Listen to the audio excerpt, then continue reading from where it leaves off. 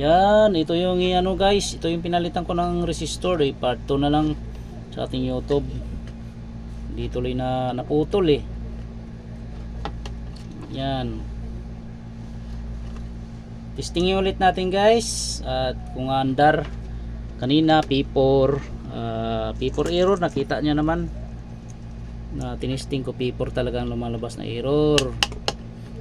Ngayon na repair na natin ito, napalitan na ng resistor. Tingnan natin kung mag okay siya. Yan, saksak natin na.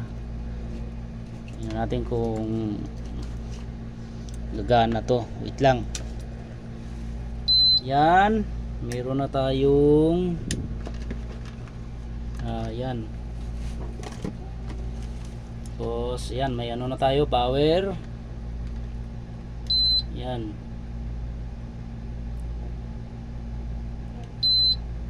Yan. Oh, meron tayong 18 degrees. Yan. Yan oh. Normal lang ating power.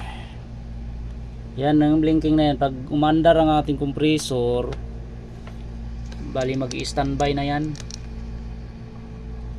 Itong ilaw na to. Itong ilaw na to guys, mag-standby na to. Medyo masilaw lang talaga yung ilaw ko. Malakas. Yan o. Yung ilaw na yellow na yan, mag-standby yan pagka running na ating compressor. Ayan o. Yung ilaw na blink na yan o. Ito. Ayan. Gumana na guys o. Standby na siya guys o. Ibig sabihin, natsambahan ko guys. Gumagana na ating compressor o. O. Tingnan nyo guys. Dinig nyo. Yan, salamat sa Diyos guys. Nakatsamba na naman tayo. Makabili na naman tayo ng bigas nito.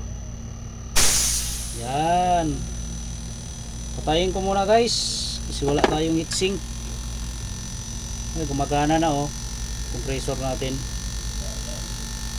Yan, patayin ko muna.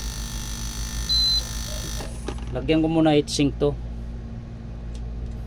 Yan. Importante kasi yung heatsink. Ay, wala pala siyang heatsink pinadala. Ano pala to?